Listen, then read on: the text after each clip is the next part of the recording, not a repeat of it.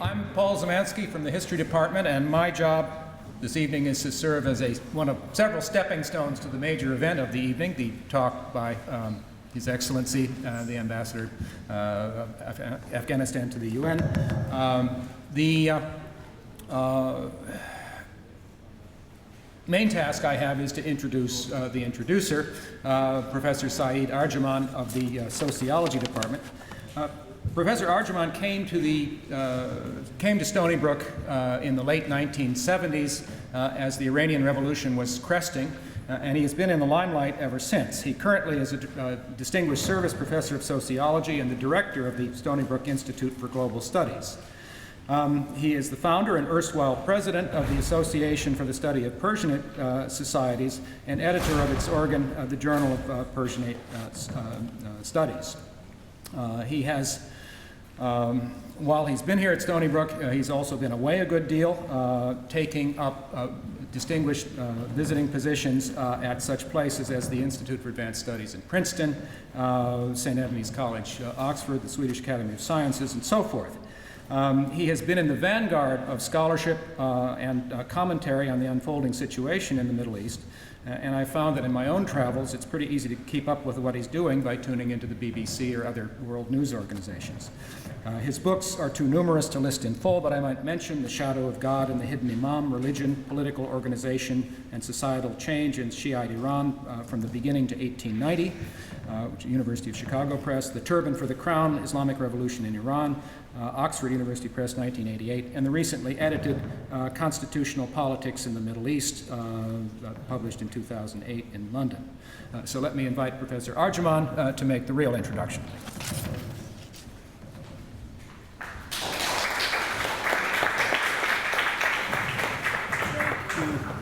Thank you very much for your kind words. And it is my very great pleasure to introduce the main speaker for today, our star, His Excellency Dr. Zahir Tanin, who's the ambassador and permanent representative of Afghanistan to the United Nations. Dr. Tanin is a graduate of Kabul Medical University, and he began his career as a journalist in Kabul. He became prominent in Afghan politics in the 1980s. He was editor-in-chief of Akhbar Hafte, the weekly news, and Sabawon magazine in Kabul until 1992. Ambassador Tanin then moved to London, where he was first as a research fellow in the international relations at the LSE, London School of Economics and Political Science, 94-95, and then he worked for the next 11 years with the BBC, becoming its editor for the BBC World News, Afghanistan and Central Asia from 2003 to 2001 to 2003, sorry, and then editor of the BBC Persian Pashto section from 2003 to 2006, if I'm not mistaken. And in this period, he, among many things he did, he produced the landmark 29-part program, The Oral History of Afghanistan in the 20th Century, which was broadcast on the BBC and has become world famous. Ambassador Tanin became the permanent representative of the Islamic Republic of Afghanistan at the UN, to the UN, and presented his credentials to the then Secretary General Kofi Annan in December of 2006. During his tenure at the United Nations, Ambassador Tanin has held a number of important positions in that organization. He was appointed, among them, he was appointed Vice President of the General Assembly during the 63rd session in 2008, and currently serves as Vice President of the 65th session of the General Assembly, in session now. And he has also served as the chair of the Intergovernmental Negotiations on Security Council reform. Ambassador Tanin's statements and addresses to the UN have been published under the title of Afghanistan and the World Stage. I'm privileged to have a copy with his signature on it. You can look at it, but you can't take it afterwards. And also, he is the co-author of Communist Regime in Afghanistan, which is a study of the political and social change in Afghanistan from 1978 to 1992, a period he knows intimately because he was involved very much in the politics of Afghanistan.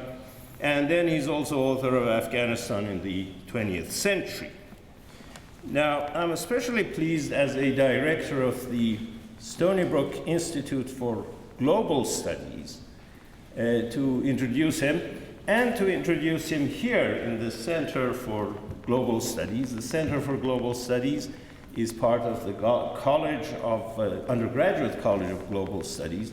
And as you can see, and you can smell the paint, I'm afraid it's very fresh, a little too fresh.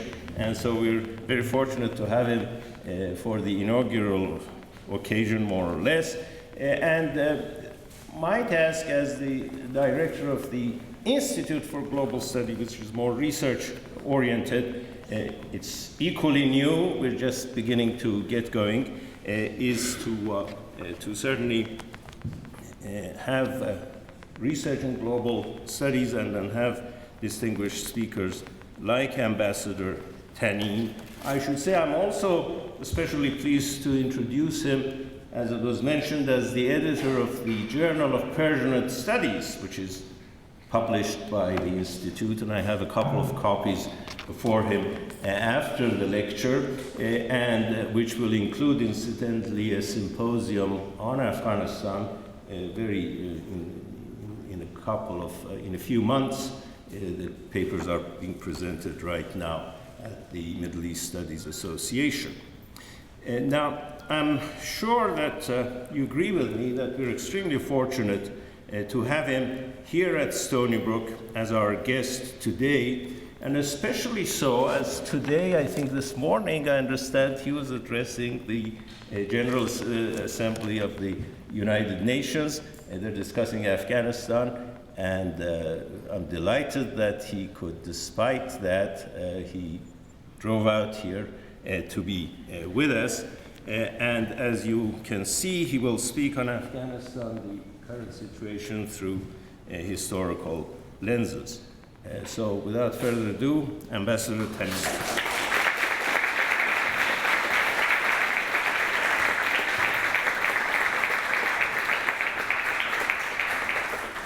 Thank you. Professor Zeminski, Professor Arjumand, distinguished guests here, ladies and gentlemen.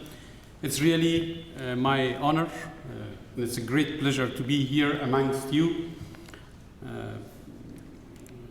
It's time to share with you some of thoughts I have, understanding about one of the issues that is equally important for all of us. I know that Afghanistan is still an issue that's important equally for all Americans, for many people in the world, including the people in my region. Today it was Afghanistan's Day, actually. We have an annual resolution on Afghanistan, and this is 31 year of this resolution. This resolution was introduced in 1980 when the Soviet Union invaded Afghanistan. So as a sign of solidarity with Afghanistan, with its struggle in all these difficult years, all member states, all people there contribute to that resolution. This resolution is about how to help to end the conflict.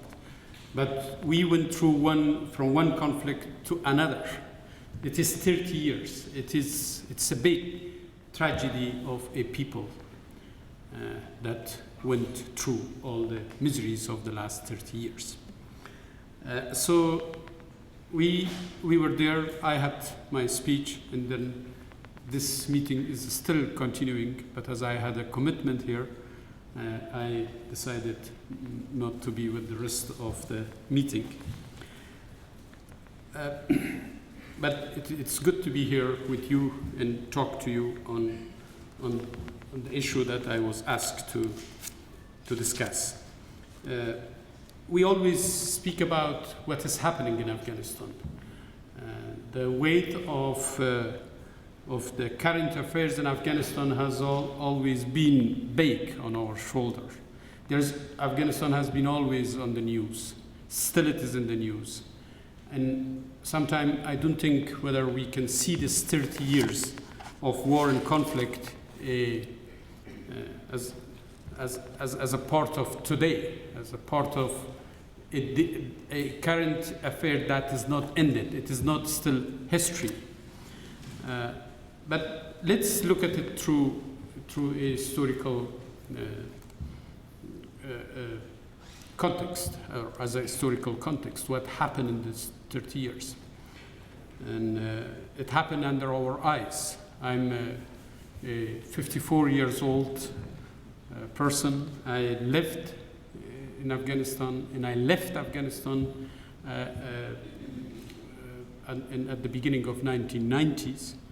But I witnessed the civil wars, the suppression of the communist regime, the invasion of the Soviet Union, the fighting of the Mujahedeen, the emergence of the Taliban.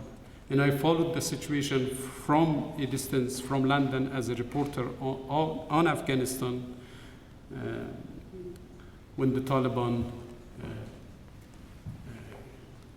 placed themselves in the center stage of the events in Afghanistan. Sorry. Is there room for a pen here? Okay. Probably not. No, We're it's not okay. well equipped. So. I will be careful.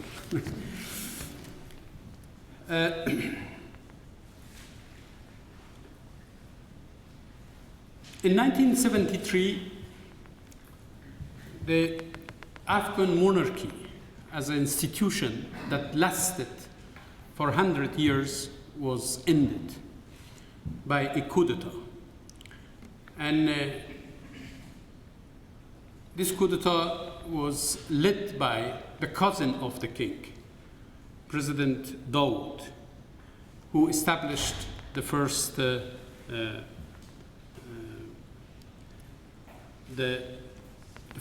republic in Afghanistan. So it was replaced in 1978, or it was toppled in 1978 by the PDPA regime, by another coup d'etat that is known here as a communist coup d'etat. And then it was followed by other events. In 1992, the rise of Mujahideen. In 1996, the rise of the Taliban. And then in 2001, the fall of the Taliban and the intervention of the US-led forces. As I said, no, can you come back from the beginning? Yeah. As I said, in my age, I have been witnessing. What I'm talking about is not an understanding of a historian. That is what we experienced, what we saw, what we felt. It looks like a chronology, but for Afghan people, including me, it's about a tsunami of changes. In this last 30 years, which was the active time of my life, I saw 8 leaders. 4 of them are killed. 2 died in exile one, of course, just after exile, the former king, Zahir Shah. Three are still alive, two are in Kabul, and one is fugitive in Pakistan, Mullah Omar, and then we have President Karzai, who is running Afghanistan.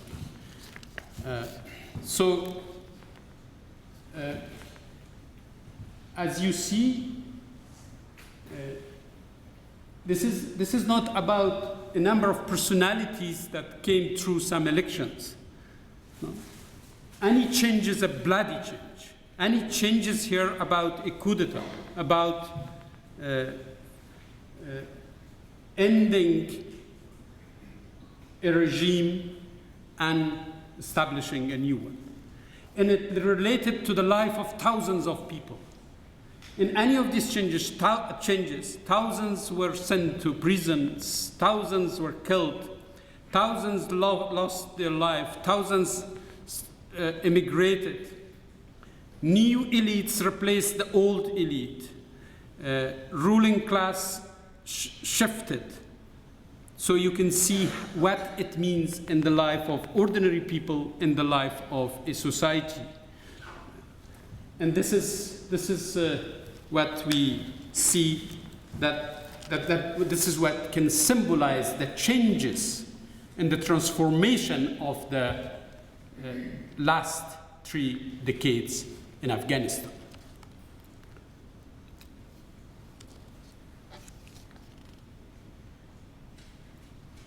It is not about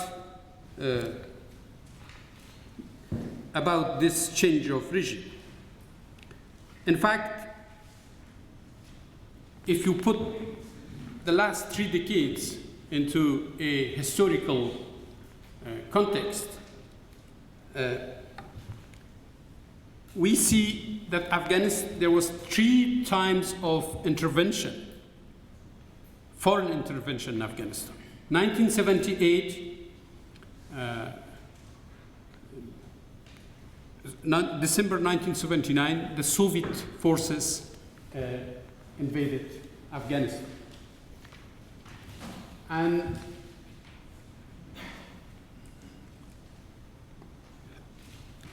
in 1990s, we saw this Pakistan al-Arab invasion.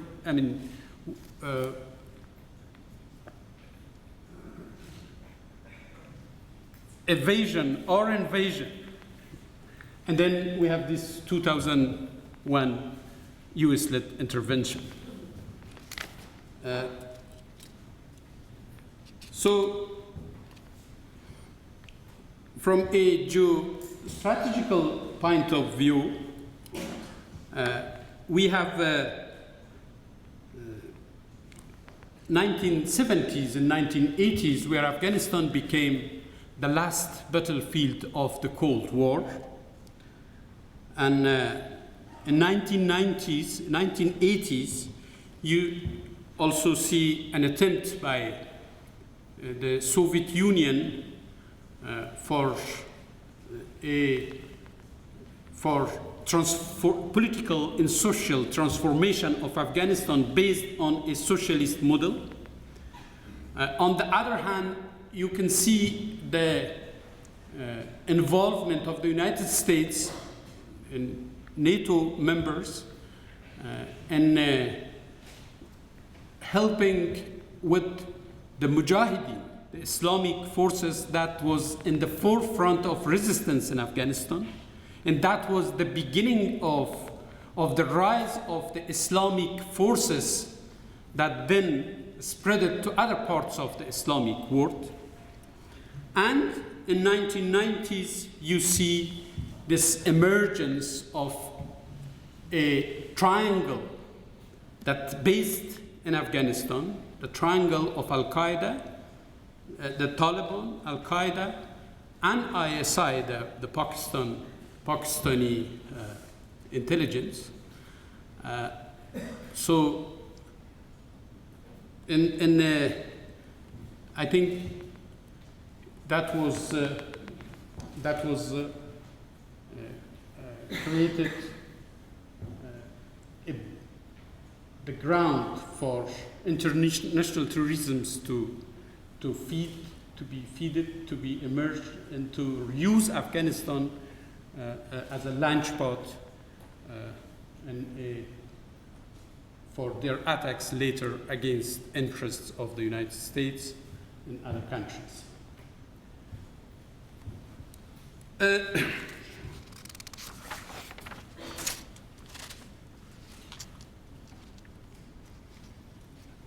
Generally speaking, so what you see is 3 foreign intervention, 3 civil wars. I mean, from end of 1970s to now onward, you can see 3 foreign interventions in Afghanistan, whatever you call it, invasion, intervention, and you see 3 bloody civil wars. I mean, in 1978, when the PDP came to power, the resistance started against the PDP in many parts of Afghanistan, which led to the big immigration of the Mujahideen to Pakistan and Iran, and that was the beginning of the first civil war. Then you have the second civil war, or that is a war of Mujahideen in the Taliban in 1990s. And this war lasted until end of 1990s. On the one hand, the Northern Alliance, on the other hand, the Taliban, they fought each other in all parts of Afghanistan. And sometimes this fighting was not only just between the Taliban and the Mujahideen, but also between the warlords. This war between the Mujahideen and Taliban was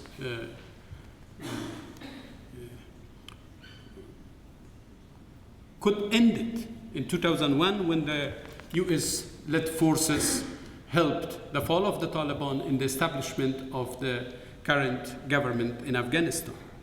But unfortunately, we missed the opportunity, and the Taliban were able to re-emerge and to benefit from the sanctuaries that they had in 1980s and try to repeat the scenario of 1980s in the war against the central government in Afghanistan and its international supporters. So as a result of these changes, and I hope that give a little bit a sense of historical events that affected the situation, what you see is that the Afghan economy was ravaged. The state in Afghanistan gradually began to disintegrate. Millions of people lost their life or left the country. And the most extreme forms of ideologies, and like the Taliban, became the dominant thoughts and politics of the country. So, speaking in detail, the Soviet invasion, the Mujahideen infighting in 1990s, the rise of the Taliban, I mean, the foreign intervention and the civil wars together destroyed Afghanistan. There is an estimated 300 billions worth of damage in Afghanistan. In fact, Afghanistan has been a backwarded country. We missed the modernization to some extent. We are in a region Professor Arjuman will agree with me that we contributed not in the ancient history, but fairly in recent history to the human development, to science, to civilizations. Whether it was Iran or today's Iraq or Afghanistan or Central Asia or South Asia, there are a number of centers of civilizations, and we missed it little by little in the last couple of centuries. When some countries in Asia, like Japan, in the forefront, were able to embrace modernization. Modernization, of course, was seen in our part of the world as industrialization, as westernization. It's a big debate, but I think let's say that Afghanistan at the end of 19th century, at the beginning of 20th century, after 3 wars with the British colonialist power and resisting colonialism and domination of European colonial powers, after that it suffered from a chronic backwardness. Modernization was limited to the cities. There has been a debate here in the United States portraying Afghanistan as a country which looks like walking in the Middle Age, and people still insist that this is a country where democracy is impossible. This people or that part of the world is far from where we think they are. It is not supported by our history because there was modernization. In 1920s, we have our first constitution. The first group of women were sent to Europe for education in 1920, in the middle of 1920s. Modern laws were introduced, and so on. So 300 billions for Afghanistan is a lot, because Afghanistan was trying hardly to stand on its feet as a fairly modern country in the 20th century. But this war after war, invasion after invasion, has pushed us back, and it was difficult to stand. Even we had no time to stand up.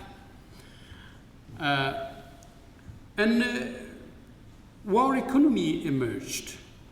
The land, as I put it here, began to fuel crime and war instead of feeding people. In our part of the world, economy has long been about feeding people. Of course, the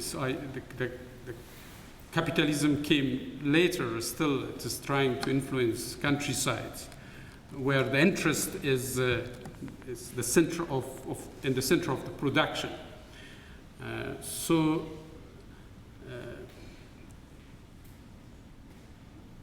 the war and the absence of the control of state helped people to use the land as a commodity, as a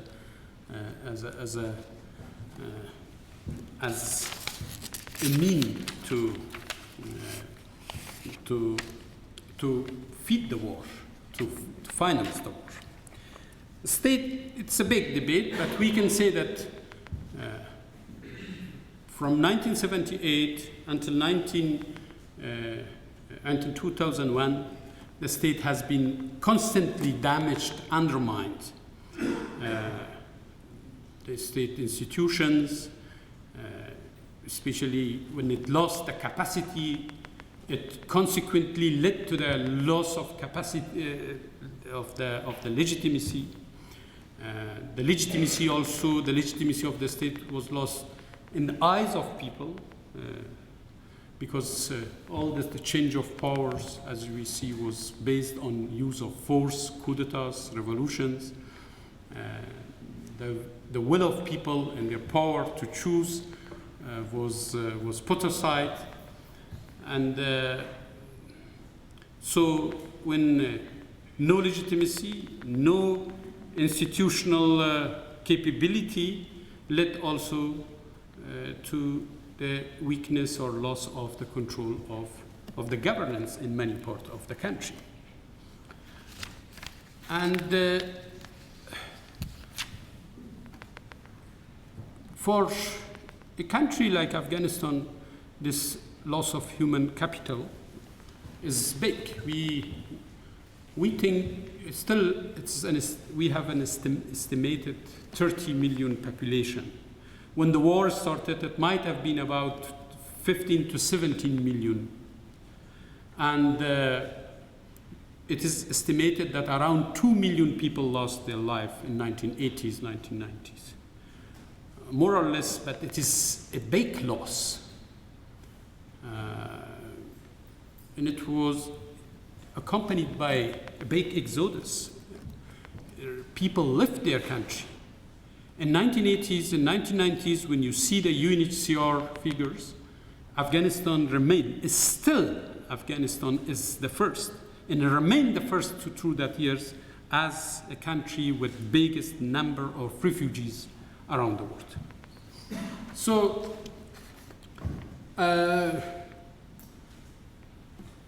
we had sometime more than 1 million internally displaced people, IDPs. The Afghan educated, it's a teeny group. It's not like Iran. For example, Iranian, maybe educated people in California will be about million. But for Afghanistan, I think in end of 1980s, the employees of the government were not exceeded of 500,000. So I think the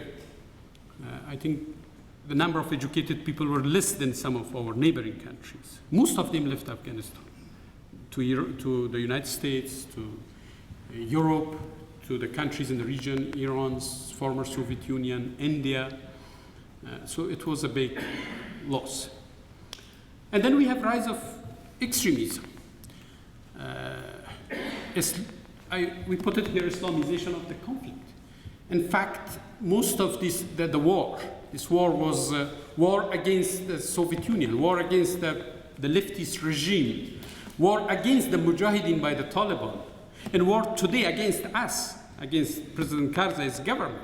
This war all fought under the banner of Islam.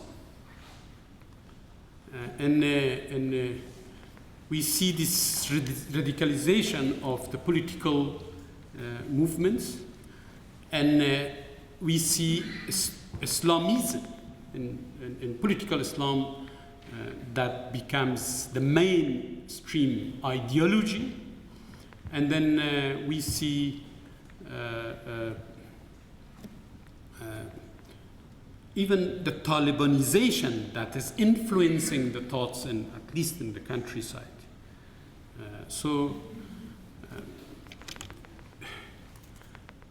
I'm trying to share with you why a moderate country like Afghanistan became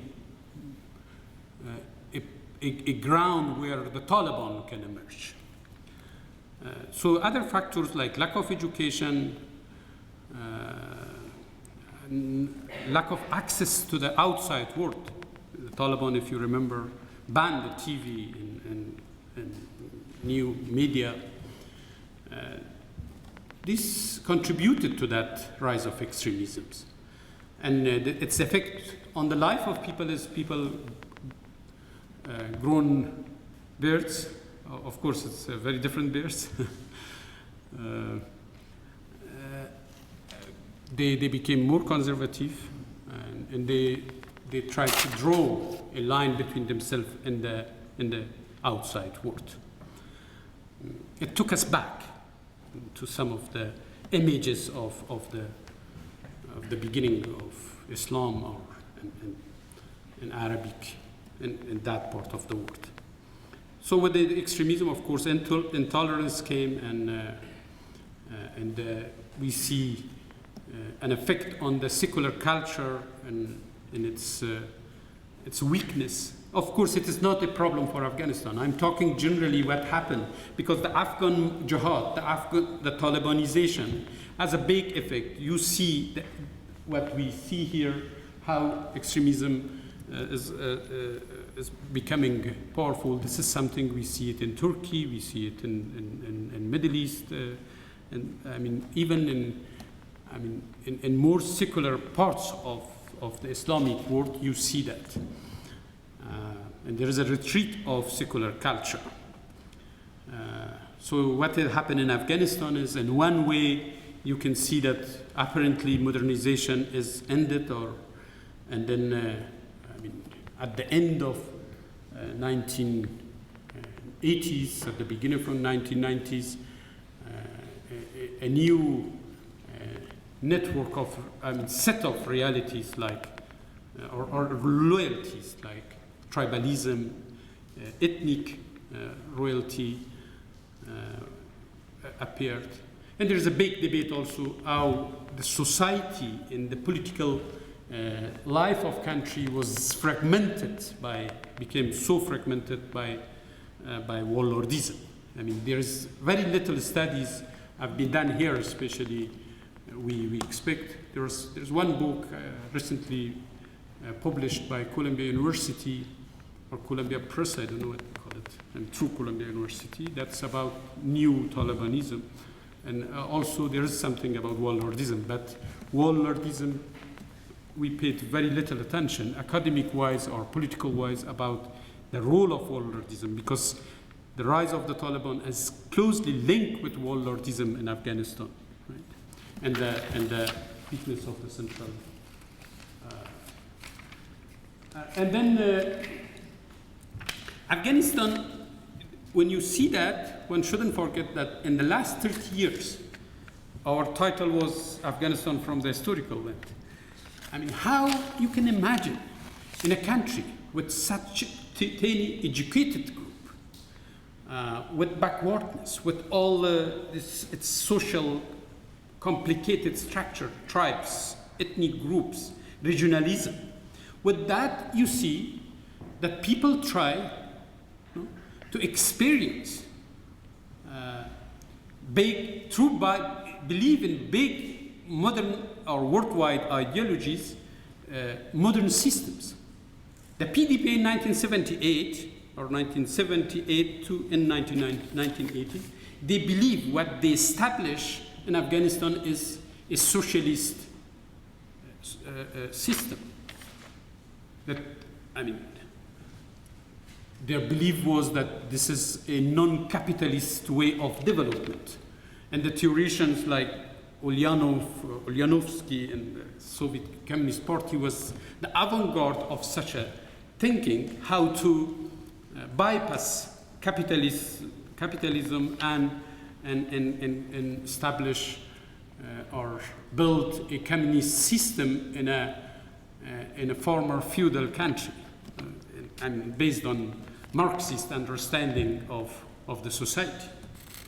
And then I think the Mujahideen, most of them, part of that big ideologies of Islamic Brotherhood stemmed from Egypt, and then some of them, the Shiite part, influenced by the Iranian regime or Iranian revolution.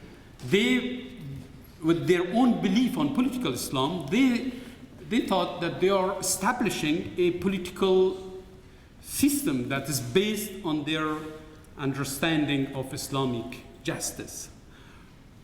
So I think there was that attempt, and then we see a very different form of Islam is being experienced by the Taliban. They thought that they are going to take us back to the time of Prophet Muhammad, and they are the real messengers of the origin of Islam. And then, of course, what we have to be careful now, I mean, we put it liberal democracy. What we are trying now is a democratization, establishing democratic institutions.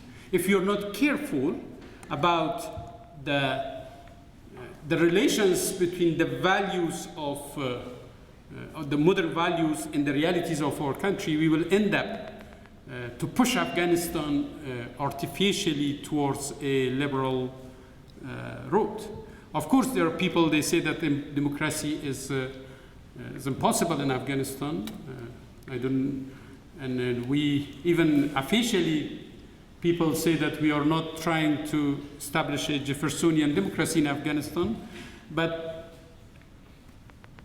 we are trying also to establish a system that is based on a modern liberal understanding of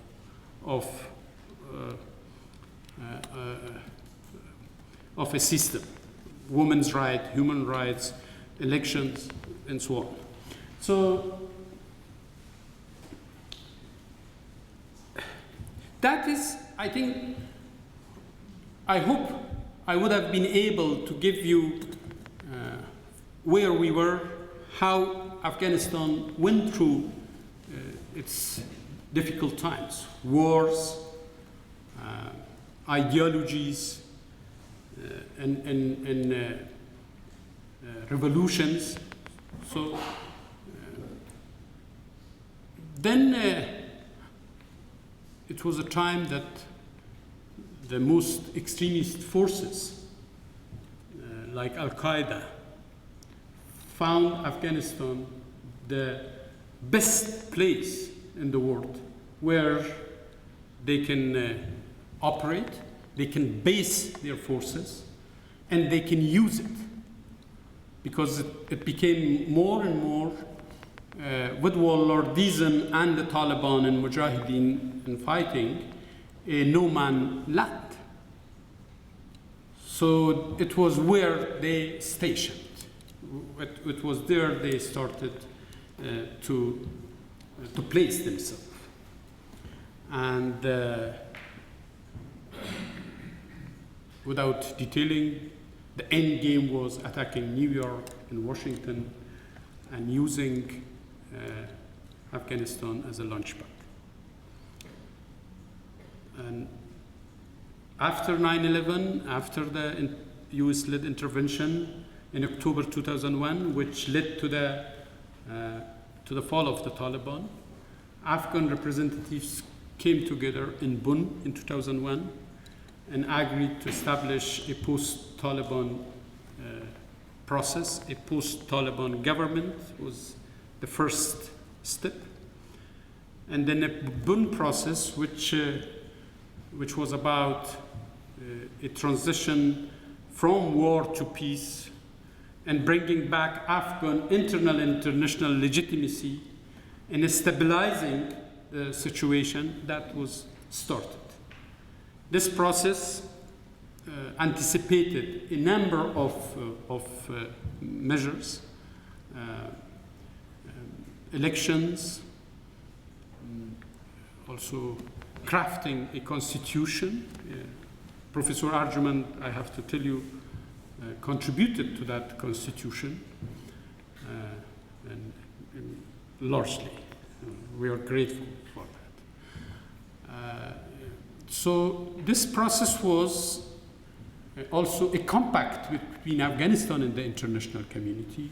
So the peace process became an international Afghan issue. And the commitment was that we are not leaving that country again. We are not leaving it in the hands of the terrorists and the regional players.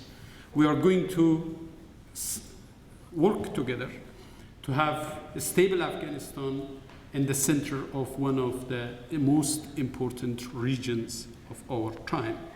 So it was a contribution to not only to the stability in Afghanistan, but it was stability of the region and the world.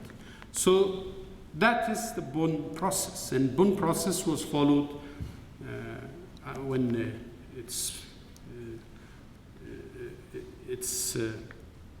milestones were put in place until 2005. It was replaced by London Compact and later by Kabul process this year. So still we are there together, the international community in Afghanistan. The UN is playing a central role here. And then the actions of the international community and Afghan government has been supported by the international military forces, International Security Assistance Forces, ISAF, which is NATO, and that is mandated by the United Nations Security Council. And Afghanistan has been also, with that process, we work together. We're helped by the United States, European countries, countries in the region, through different forums. That was about reconstruction of the country. First, we came together in Tokyo in 2002, and then that was the London Compact in 2006, and then Paris in 2008. So this is the process we are together. All these years, generally speaking, I think the whole story is not about a war, a corruption, or refugees, or continuing miseries. When you open your websites, I think what you read about Afghanistan is killings or incidents, violence. When you read New York Times, you read about, that's a constant bullying of president of Afghanistan, at least recently. But it is not all about corruption or violence. In fact, I think it is amazing, it's important in a country I talked to you that is able now to send 7 million of its children to school. 34% of these are women. And just we remember that a decade ago, the women were imprisoned at their home. Girls had no right to go to school. From this 8 to 9 million refugees, 5.5 million came back to Afghanistan. We have a 71% enrollment. Last year, or this year, last year actually, our income raised to $1 billion. There is a 2-digit growth. And we have maybe one of the most amazing free press in the region. There is a lot of, the women positions are changing. 27% of the last parliament in this parliament would be women. From 2,556 candidates in this recent parliamentary elections, 406 were women. So we had 2 presidential elections. We have 2 parliamentary elections. We talk about, of course, there was frauds, there was irregularities we experienced for the first time. Only in these recent elections, we discounted 1.3 million votes.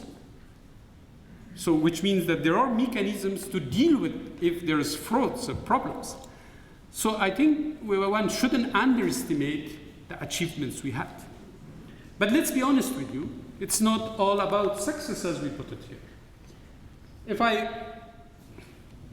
I give more time for our interactions, let me be very general and limit myself to the titles here.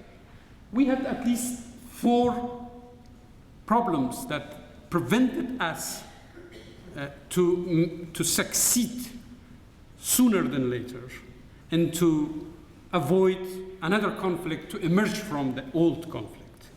This is why still we face problems.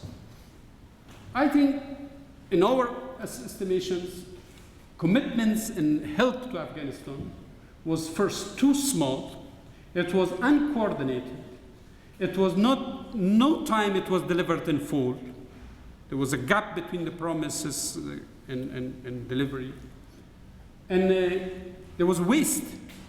From $37 billion that we have apparently received from the United States, the Afghan government is only accountable for $6 billion, 6 or to 7 we received. We don't know how the other money went to Afghanistan, through which mechanisms.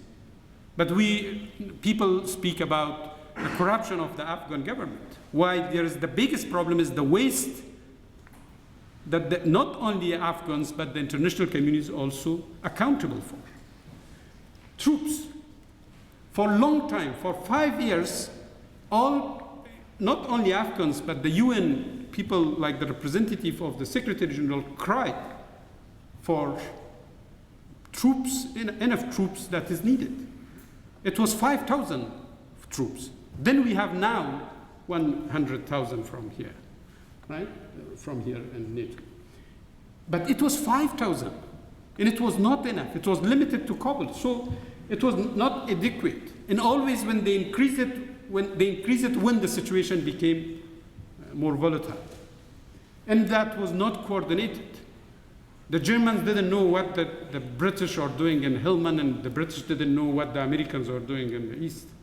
Now, of course, there is a move, but that was a long problem until 2009.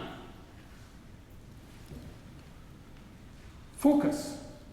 We ignored the reemergence of the Taliban and the continuation of the sanctuaries in Pakistan. And then Iraq became the first war, and Afghanistan for a long time was the second war, which affected the resources given and the focus to be there.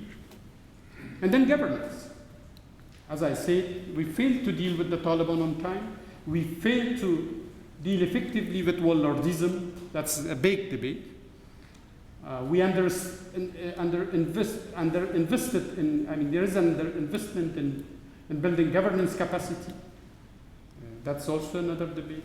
And there are parallel structures, these private securities, private security contractors. These are the biggest threat to the building of Afghan army and forces.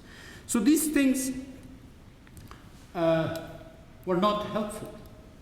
And then the consequences would be, or is, increased insecurity, a weakness of the government institutions, a weak economy, and we have increased poverty despite the achievements. And we have emboldened regional actors. They don't listen to us, they don't listen to the United States, they try, the sanctuaries are still there, and so on. And we have the reemergence of the Taliban, and there is some signs of losing of the trust of Afghans into our joint actions. So, there is a new focus. We are grateful to that. President Obama and also the United States in general looked into that problem, and they committed to do whatever is needed to succeed in this war against al-Qaeda and terrorism. So we had this new strategy from here, which led to the increase of forces and also refocusing on Afghanistan, civilian search in combination. And of course, it was accompanied by a multifaceted debate here, negative and positive. The US is divided about what we are doing in Afghanistan. It is the reality. But I think this new focus is not about wasting again, resources there, but bringing better conclusion. That is the aim. And I think, of course, it's obvious that neither more money or more soldier or more money can solve the problems in Afghanistan. There is an important role for the Afghan government.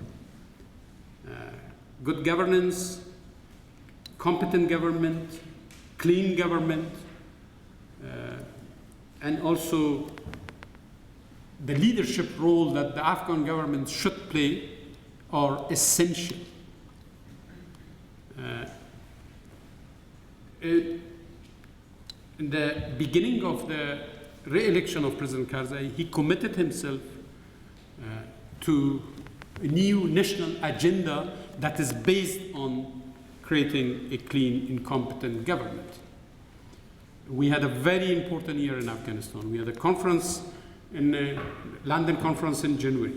We had in May a discussion in Washington between the presidents of the United States and Afghanistan, focusing on a new move in Afghanistan. We had in June a JIRGA, a conference in Kabul, where we engaged all segments of the society in a new attempt for reconciliation and reintegration of the former combatants. So it was a manifestation of an attempt for outreaching the enemy. There was in July a conference attended by 70 countries and international organizations, a Kabul conference, and then crafted a Kabul process. That's a new compact, and this is about implementation. This is about how to organize transition. Afghans should take the responsibility of defense and their security until end of 2014. This is the plan, and this is what we committed for, and this is what we reaffirmed in July 2000 and this July in Kabul. And then we had the parliamentary elections. That was another steps for engaging people in a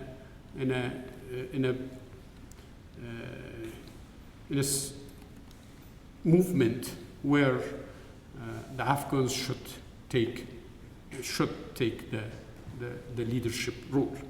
And then we had a number of contacts with the region, trilateral, bilateral. President Karzai was in China, in India, in Pakistan. We had trilaterals in Tokyo, and we had trilaterals with Pakistan, Turkey, with Pakistan, Iran, with Pakistan, Tajikistan. Even we tried to expand our relations with Russia and Central Asians. So we are trying to engage the region also to help Afghanistan. And now we are moving towards a new event, that is the Lisbon Conference, going to be this month, where NATO is going to look at the transition strategy. Transition is, in our view, not an exit from Afghanistan. Transition is about helping Afghans to be in the charge of their country, to run their country themselves, and to become a partner of the international community, or to act as an equal partner, as a partner that is needed to be there, and we hope we achieve that. Let's stop here, and I hope I haven't exceeded my 45 minutes, right?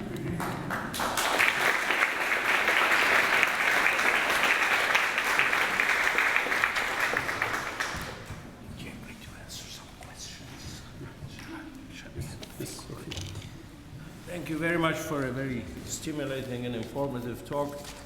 Ambassador Tanin has agreed to answer a few questions.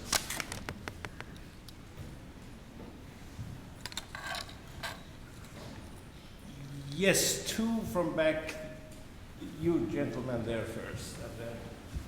My name is Lee. My parents left Afghanistan in 1979 after the war. I find some of the points that you brought up during your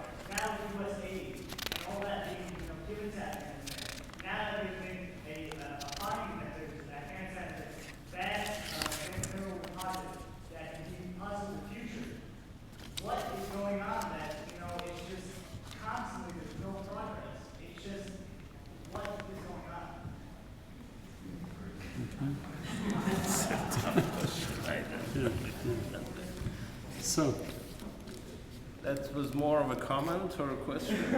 let me, I can understand your frustration and your feeling. My son is maybe in your age, and he is like you, living outside Afghanistan, and he share no time with me any optimism I may have about the future of the country. There is a burden that make any optimism difficult. That's the burden I talked about it today. All Afghans belong to one of these periods. They fought each other. They killed each other. They take each other out. And there have been different layers of this conflict, personal including. So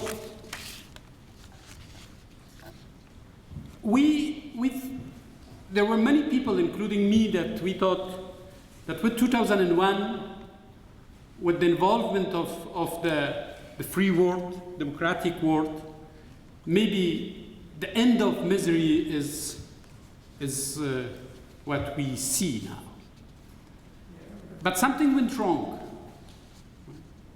And I think we had also, we haven't had sufficient realistic understanding of the magnitude of the problem.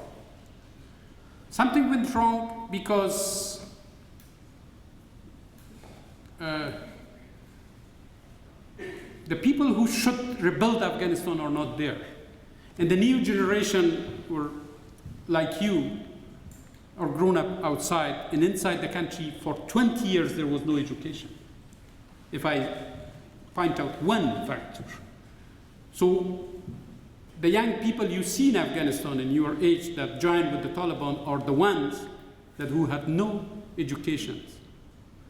They grown up in the madrasas outside Afghanistan. Right? So, and I think the magnitude of the problem was not only about this absence of the forces to change, but also, I think, some of the countries still didn't change their mind, and we underestimated that. So, but I think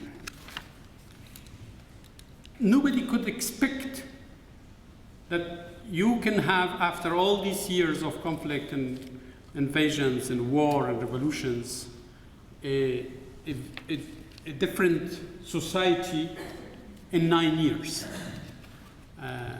I think if one should be optimistic about a process that can take long but will come.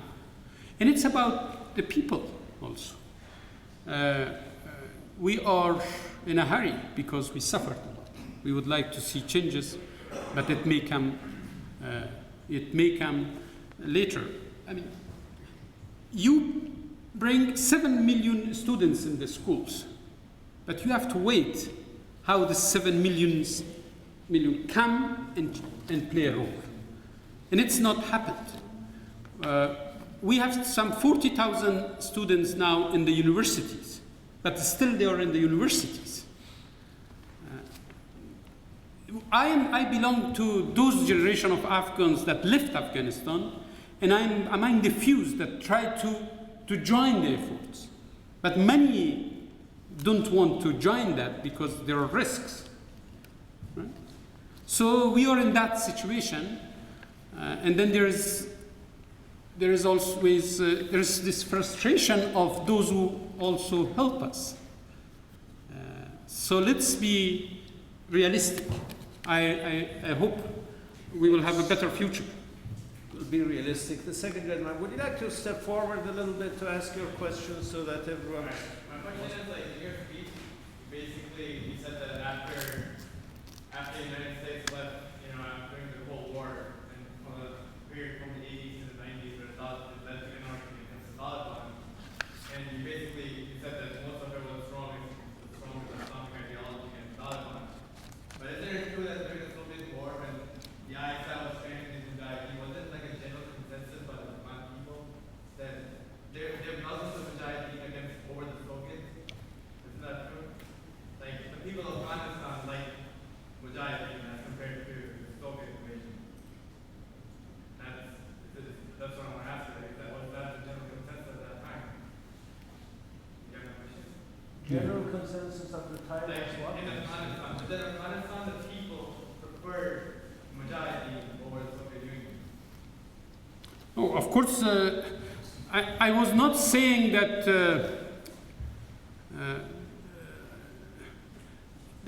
the Afghan resistance is representing the will of Afghans.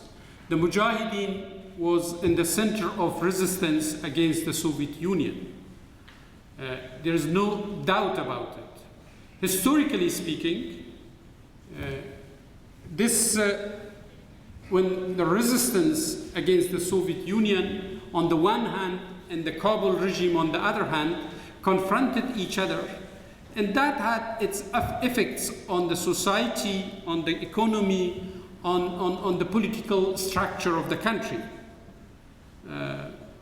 There was a wider agreement amongst Afghans to stop the invasion and liberate Afghanistan. There is no doubt about that. Professor Zemansky, you still have a question? I suppose I could ask it. I was wondering about the recent attempts to sort of engage the Taliban. Is it possible that the Taliban can be broken up, split apart into moderate and non-moderate elements and be brought into the current government?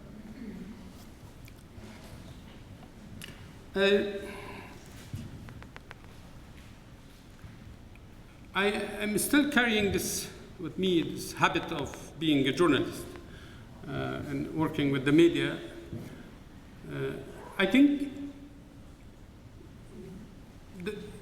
there are people among the Taliban that they know that they are on the wrong side of history. They are on the wrong side of the political action because they are destroying what others built. So from practical, in a concrete way, we know that there are people that they are being frustrated. They would like to join the peace. They would like to be part of a peaceful Afghanistan. The Taliban is not the Palestinian Authority. The Taliban is not the IRA. This is not a homogeneous political entity. We have a Quetta Shura, we have a group in other parts, Haqqani, we have Hekmatyar, we have commanders inside. This is an oblique sort of relations. It is easy for us to call them the Taliban. So we can work with some, maybe with many. And it is not only reconciliation with few, it is a reintegration of former combatants also. But the peace talks would include all those who would like to join the peace process.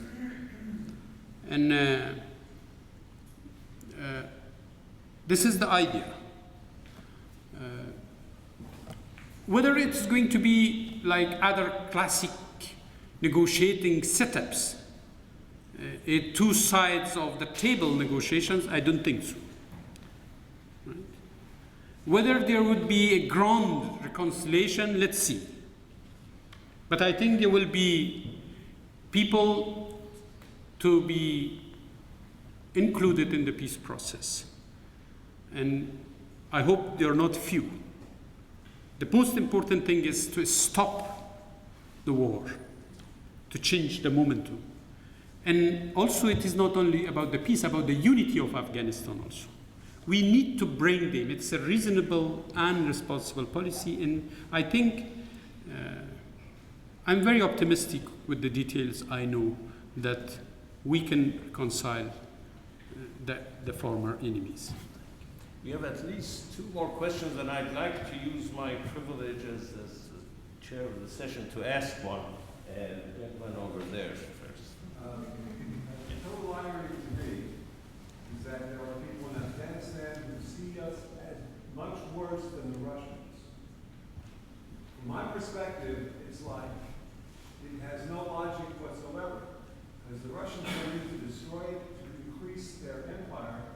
We, on the other hand, as I see it, I could be wrong, are there to try to bring peace to a people that have historically never had peace and perhaps never will, as long as the warlords control the scene. And since we don't understand the history of Afghanistan, our chance of subduing the enemy is rather remote. And I hate to be so pessimistic, but deep down I feel that this is worse than Vietnam.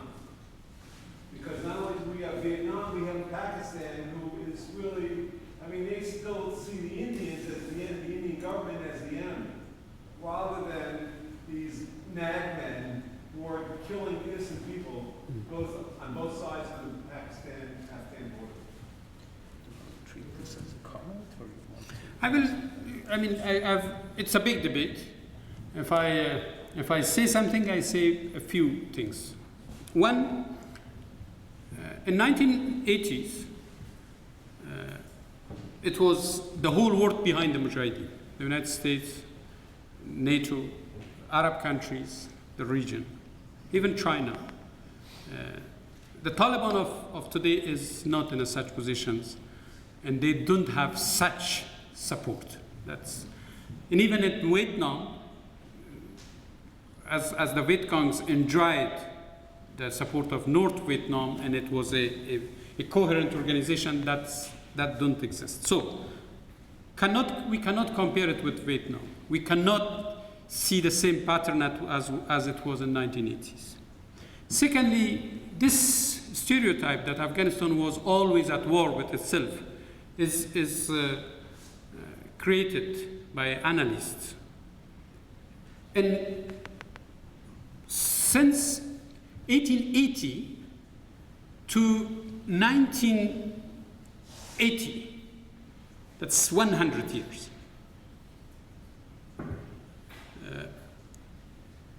We had only in the first 20 years of the last 19th century, 3 big civil wars that was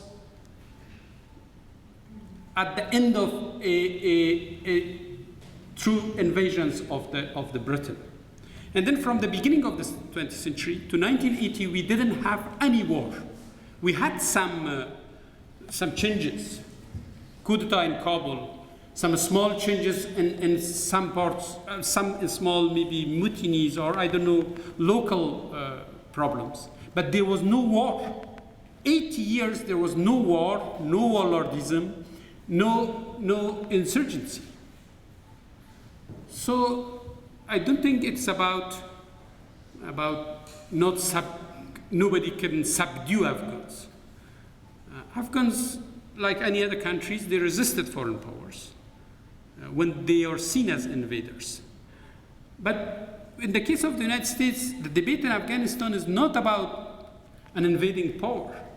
It's about expectations from a power that they wanted to act differently. They wanted America to bring more security there. They don't see America as a colonial power. The debate is a friendly debate, but sometimes critical. And no polls can support any idea that Afghans are against America. Still, they wanted America, more than 60% of Afghans, because they see it as the main source of stabilization, as a friend, helped Afghanistan in the 1980s in helping Afghanistan, but it's, as I said, it's a big debate. That is my few notes to that. We can discuss it maybe another time. Well, we'll see. Yes, if you'd like to. As an American and just a spectator on the events in Afghanistan, I want to thank you for your history because it helps explain the situation. It seems to me that the election that was held a year or so ago would be a milestone in regime adjustments over the years because at least it was an election and there was no war in terms of the possibility of the government either changing or leadership in Afghanistan changing. And the election did end up, at least to outsiders, as being maybe not as fair as it might have been, but it seems to be a landmark event in that history where you outlined it. One thing I'm curious about is how the government presently interacts with the opposition. In other words, during the time of the campaign before that election, we got to see other Afghan leaders, and we heard them speak, and they ran for leadership positions in the country. And since the election, you don't see much of them. And I'm just wondering if you could make that statement. It seems to me that if the country is going to become peaceful, and if it's going to be ruled by elections, there ought to be some party-like interaction between the Karzai government and the opposition in the elections. I'm just wondering if you can describe what might be going on there now. You mean the political opposition inside Kabul? Yeah, in other words, there was Dr. Abdullah, you mean? Yeah, there was a major campaign. He received a lot of press in this country during the campaign. And there was some sort of, I guess, letdown, I think, at least by people like me, just a spectator watching these events, that it seemed like the election maybe was one-sided.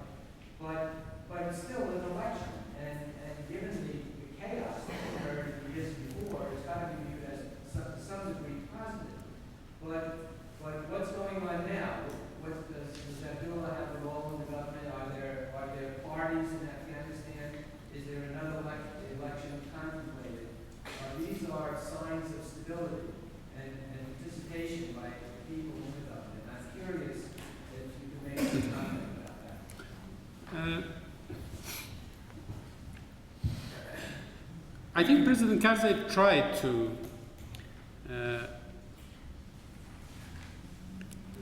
it was his line from the beginning, line of inclusion, and his emphasis has always been on unity. And I remember last year in November, I was in the inauguration ceremony of President Karzai, and Dr. Abdullah was invited there, but he didn't come. So and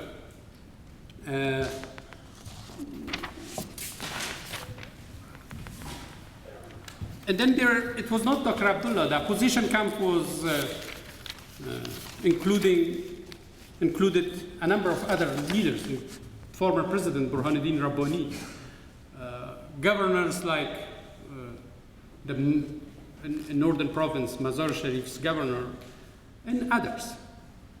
Most of these people are part of this, of today's, either they're part of the government or part of the activities here in Kabul. Recently, we have established the High Council for Reconciliation, and that is presided, the chairman is former President Burhanuddin Rabbani, who supported Dr. Abdullah and who was with him in the campaign against President Karzai. So I think the government tried to continue this inclusive approach. But personally, Dr. Abdullah is active as as sometimes he acts like a opposition leader. He is enjoying from support of a group of people around him. We don't have such a system. We see it here as two-party system. And there are blocks in the parliament that the former rivals in the parliament or in the presidential election can join that or can be part of that setups in the parliament also. It's not about exclusion of anyone. I think the government is continuing its policy of bringing all together for peace and unity. I'd like to ask my question now, and then we'll go to one more probably that should be fantastic. Because my question was related to something you said earlier, that for 80 years there are no insurgencies and there are no drug things, warlordism and things of that sort out of the 100 years. And that's, I think, essential to the value of your historical perspective, seeing things through historical lenses. Now, if we want to do that, then I think there's some things that will look very different. I was pleased to know that you think there is a new focus in the United States approach. I don't see that quite. Basically, I think the way we look at Afghanistan is hopelessly colored by the war on terror and then drugs and so forth, and insurgency. But the value of historical perspective, to my mind, is that it raises other issues. You mentioned modernization a few times. Now, going back to your list, certainly the creation of the Republic by Prince Dawood, the 1978, before you mentioned the 3 invasions, but certainly just before that, the April or so, 1978 revolution, as it was called, all those were justified in terms of modernization and state building, nation building, rather than in terms of liberal democracy or war on terror. I think we're just too stuck with this business of war on terror and description of everything as whether it's democratic or non-democratic. You mentioned the constitutional making process in 2003-4. I tried to follow that.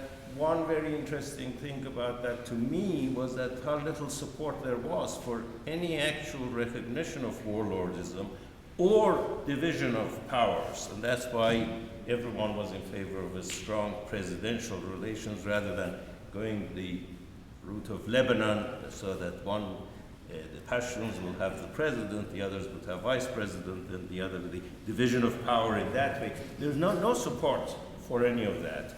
And despite 30 years of war, there seemed to be tremendous support for national integration, nation building, national unity, and a strong national government. Now, that, I think, if you bring in this old perspective of state building, nation building, because that's certainly what was behind the internal Afghans.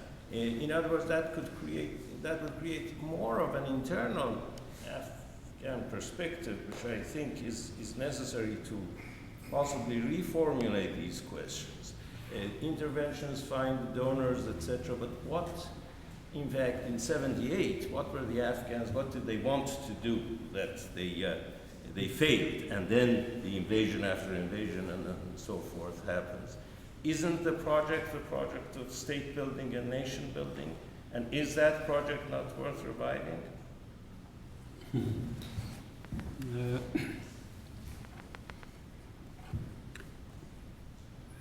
It's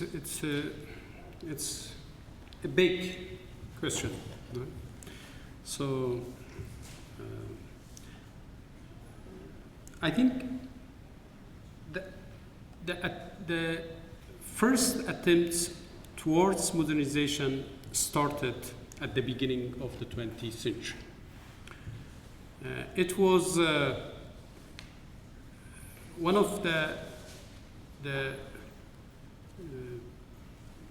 greatest nationalist ideologues of the country, influenced by young Turks, Mahmoud Tarzi, who tried to formulate the idea of building a modern state in Afghanistan. In his understanding, like the young Turks, it was Islam, the king, and also the industrialization or the westernization in combination that bring unity, change, and also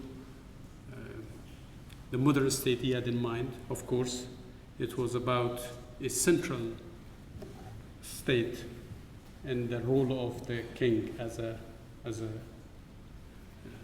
strong leader. So I think it's a classic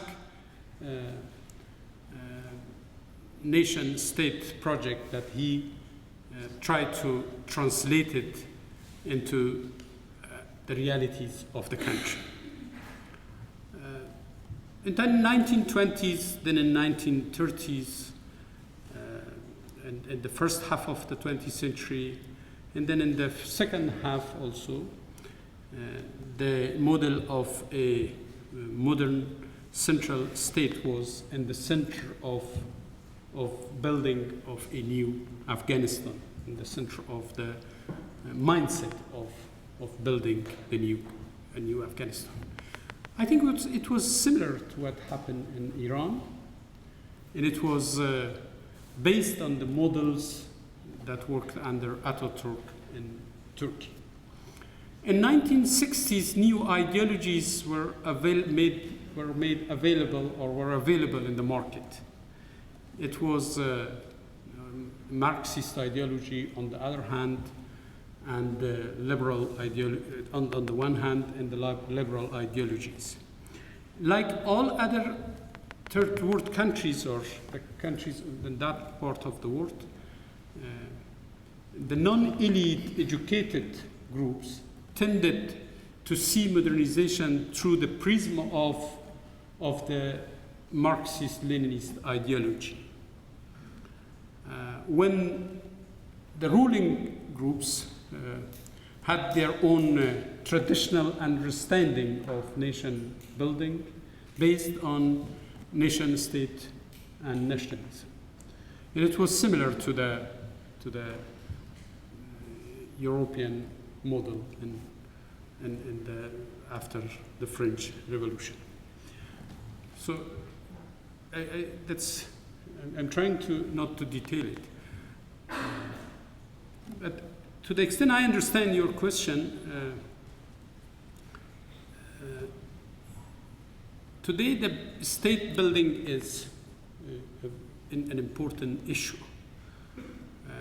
But it is not the essential dividing issue of Afghanistan. We think that this is the war, the continuing conflict that is preventing the unity and building a new society in the country. It is not a division or differences about the role of the center, the role of the periphery, or it's not the warlordism that is threatening the success of the efforts towards building a new state. These issues are around. We have to find the best solutions for establishing a stable, united country. This is an issue that requires the engagement of all Afghan elements and groups and political entities.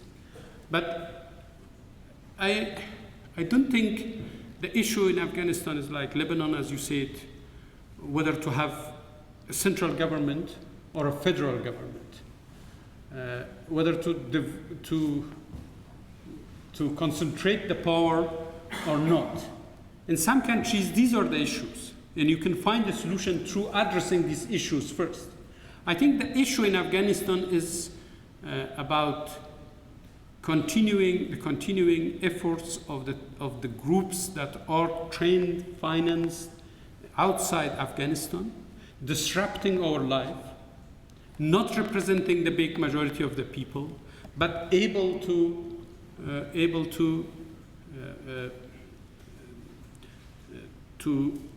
as I said, disrupt the activities that are here. So, I don't know whether I answered your question, or because if the question is about finding a long-term solution through introducing a new system, we have to be very careful. Afghans has one memory about state, that's the central state. And in a situation that the country was largely disintegrated with warlordism, any attempt towards weakening the central state will legitimize the disintegration of the country. Let's have a state. And this state should, and then, of course, it is important to see how, through a democratic process, you can see the roles of the periphery or the center differently to contribute to the stabilization efforts. Well, thank you very much. I know there's one more question, but I think you can ask it privately. Let me thank the Ambassador Zahir. Thank you.